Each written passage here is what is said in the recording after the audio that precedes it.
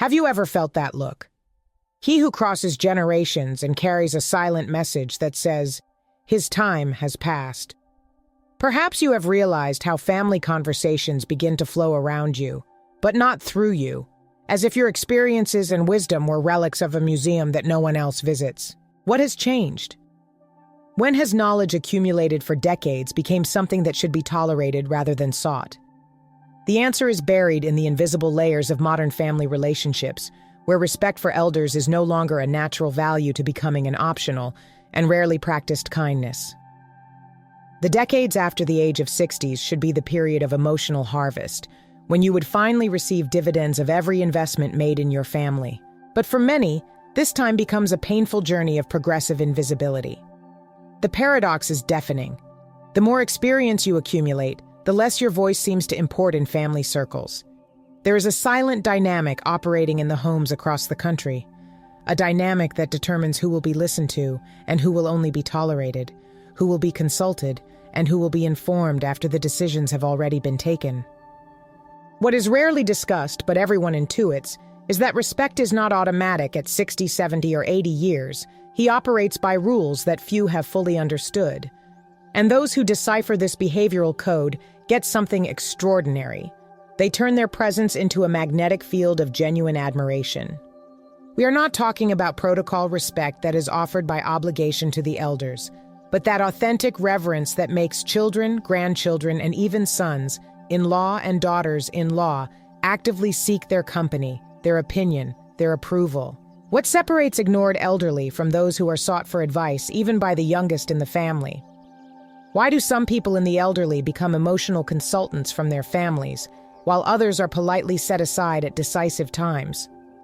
The answer is not in the glorious past you have built, nor in the professional achievements you have accumulated, not even in the sacrifices you made for those who today seem to have little time for your stories. The answer lies in a behavioral principle that few dominate, a golden rule capable of completely inverting family dynamics when the 60-year-old barrier is exceeded.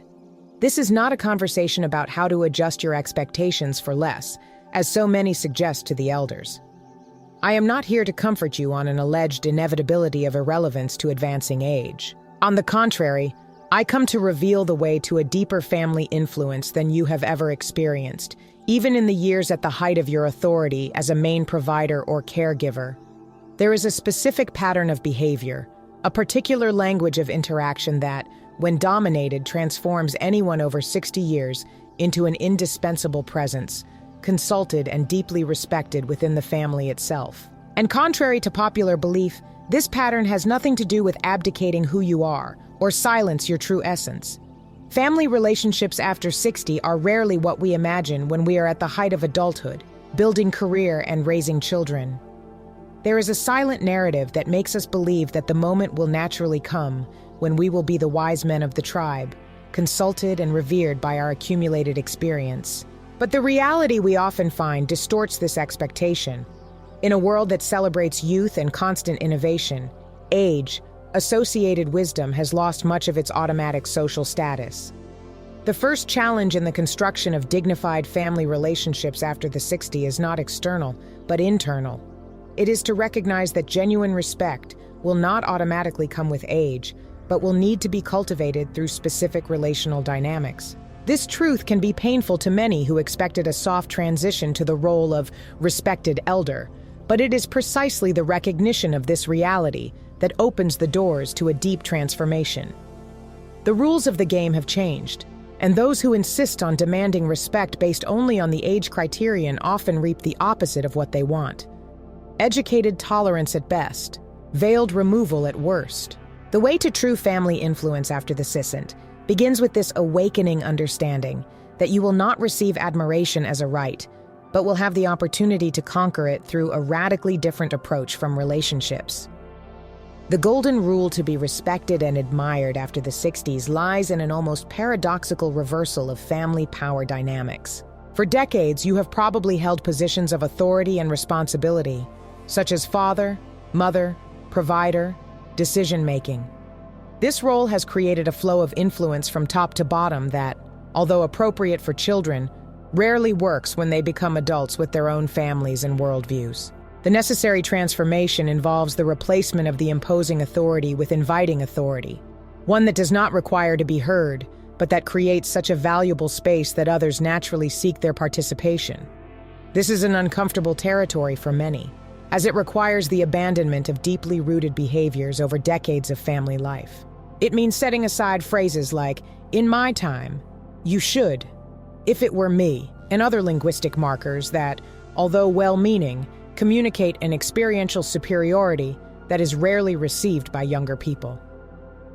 The golden rule begins with this first internal revolution, transforming its presence from one that constantly offers direction to one that creates shared discovery spaces. It is the subtle but deep difference between being a judge who sees and a mentor who illuminates ways without insisting which one should be taken.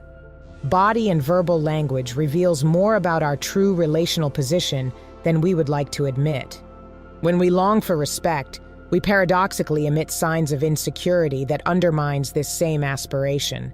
Note how many elderly people, feeling progressively marginalized in family conversations, adopt behaviors that only accelerate this marginalization, constantly interrupt to correct information, relativize the difficulties of younger people comparing them with their own past challenges, or worse, adopt a victim stance that turns each family meeting into an emotional minefield.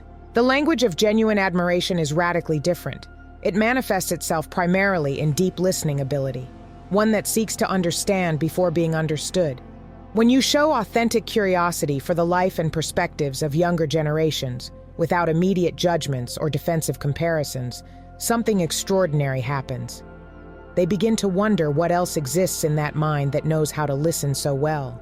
The golden rule in action includes open questions instead of closed statements, facial expressions of genuine interest instead of subtle disapproval, and a presence that communicates, "I am entirely here, not just waiting for my turn to speak." This transformation in communication does not mean abdicating their values or experiences. It means to present them as offerings, not as impositions. The most challenging territory in family relations after the scissant involves the delicate balance between maintaining its authenticity and adapting to new family power configurations. Many fall into harmful extremes or become caricatures of themselves, exaggerating personality traits in the hope of remaining relevant, or annul they completely, becoming silent shadows for fear of disturbing younger ones. The golden rule navigates between these extremes through what we may call significant presence, one that does not demand constant attention, but when manifests, it brings truly valuable contributions. This means being selective about when and how you share your wisdom. It means understanding that your life experience is more powerful when offered as a vulnerable personal narrative than as a didactic lesson.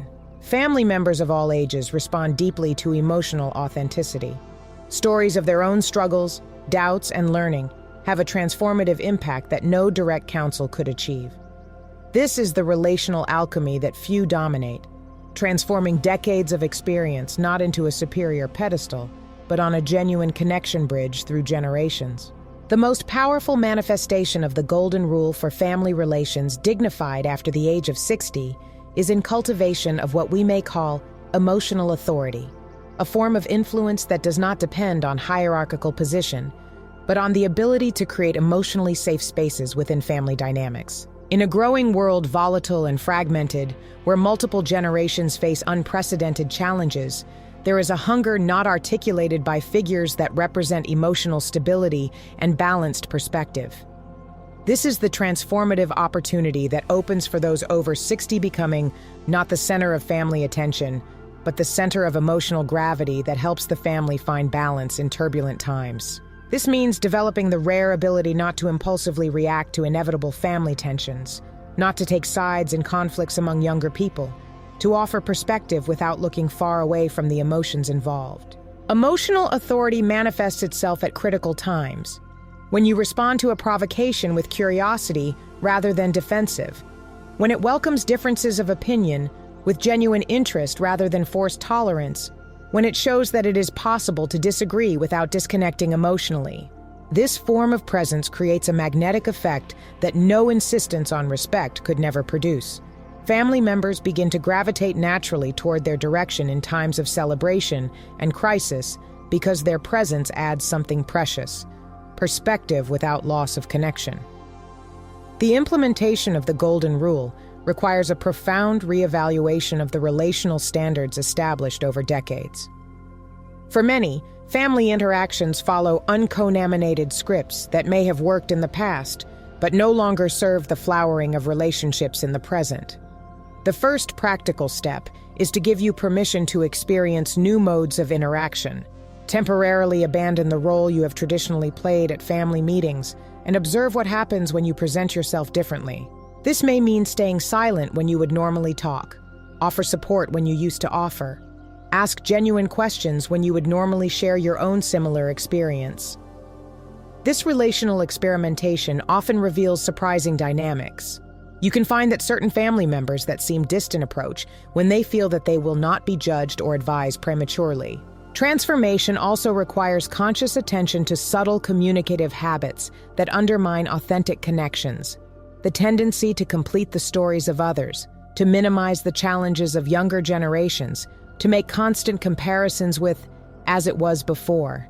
The Golden Rule manifests itself in the details, in the tone of voice that communicates genuine curiosity rather than skepticism, in the facial expression that conveys openness rather than a contained judgment, the ability to remain fully present even when the discussed subjects seem trivial compared to their long experience of life. True alchemy in family relationships after 60 is not in communication techniques or behavioral strategies, although they are important, but in a deeper transformation of personal identity. What we are actually arguing is a reimagination of what it means to grow old, an impact on a world that has radically changed its expectations about age, wisdom, and authority. Earlier generations could have social structures that automatically confer status to the elders. Today, this respect needs to be cultivated through a presence that inspires instead of demanding, which invites rather than imposing. This is not just a journey of external adaptation. It is a profound internal reconciliation over time, with the roles in transformation, with a new form of relevance that does not depend on control or centrality in family decisions. Imagine yourself in a year, consistently applying this golden rule in your family interactions. Visualize the different looks directed at you, not of polite tolerance, but genuine interest, not of mandatory consultation, but spontaneous search for your perspective. Imagine conversations that do not end abruptly when you enter the room, but expand to include it naturally. This transformation is neither magical nor instant. It is built interaction by interaction, moment at moment, through a conscious presence that constantly chooses connection on correction, curiosity about judgment, personal narrative about didactic instruction. The path requires patience, as relational standards established by decades do not change overnight, but the first signs of change will emerge faster than you think.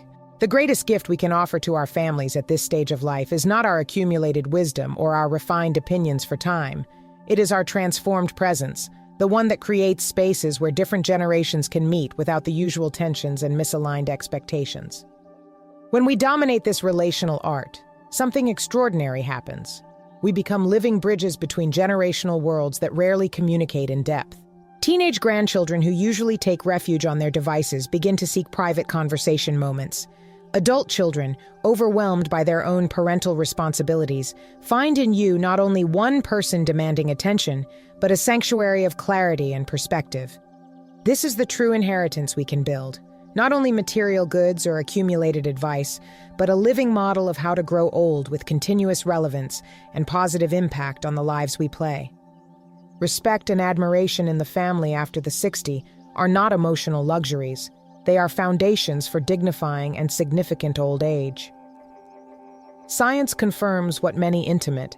The sense of belonging and social relevance is directly linked not only to the emotional quality of life, but to physical health and longevity itself.